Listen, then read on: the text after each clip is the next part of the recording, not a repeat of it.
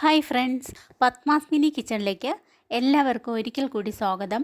വളരെ ടേസ്റ്റിയായ ഒരു നാടൻ ചട്നിയുടെ റെസിപ്പിയുമായിട്ടാണ് ഞാൻ വന്നിട്ടുള്ളത്. പച്ചമാങ്ങയും കാന്താരി മുളകും ചേർത്താണ് ഈ ചമ്മന്തി തയ്യാറാക്കിയിരിക്കുന്നത്.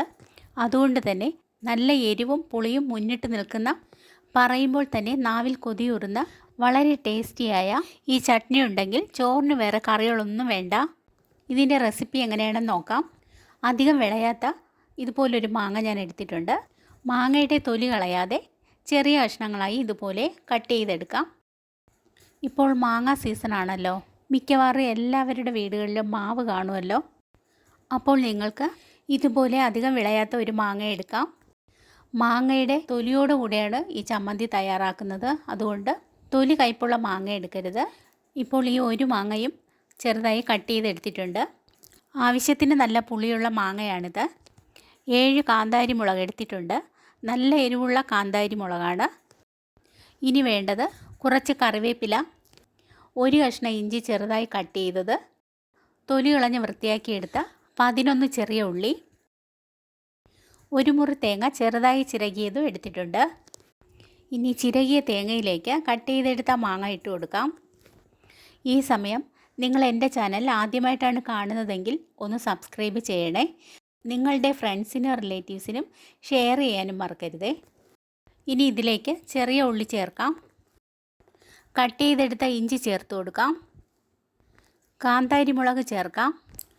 കറിവേപ്പില ചേർത്ത് കൊടുക്കാം. കുറച്ചുകൂടി കറിവേപ്പില വേണമെങ്കിലും ചേർത്ത് കൊടുക്കാം.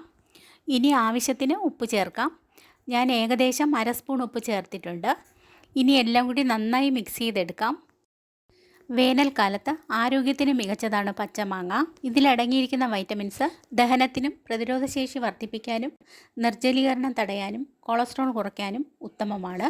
കറിവേപ്പില കാഴ്ചശക്തി വർദ്ധിപ്പിക്കാനും മുടിയുടെ ആരോഗ്യത്തിനും കൊളസ്ട്രോൾ കുറയ്ക്കാനും BP നിയന്ത്രിക്കാനും ശരീരത്തിലെ വിഷാംശം പുറന്തള്ളാനും സഹായിക്കുന്നു. ഇഞ്ചി ദഹനത്തിനും വാതത്തിനും ഉത്തമമാണ്. ചെറിയ ഉള്ളി ഹൃദയാരോഗ്യത്തിനും കൊളസ്ട്രോൾ കുറയ്ക്കാനും സഹായിക്കുന്നു.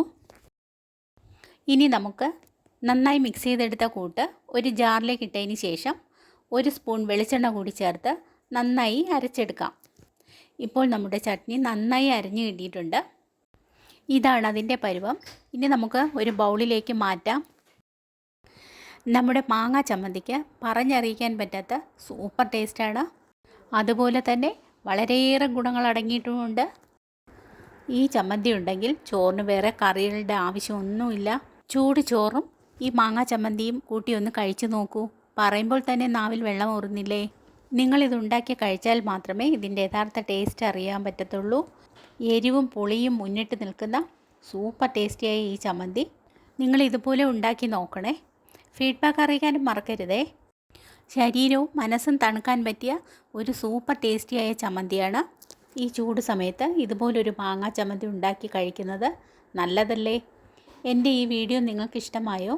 ഇഷ്ടമായെങ്കിൽ സബ്സ്ക്രൈബ്, ഷെയർ, ലൈക്ക്, കമൻറ്റ് എന്നിവ ചെയ്യണേ. ബെൽ ബട്ടൺ കൂടി ക്ലിക്ക് ചെയ്യണേ.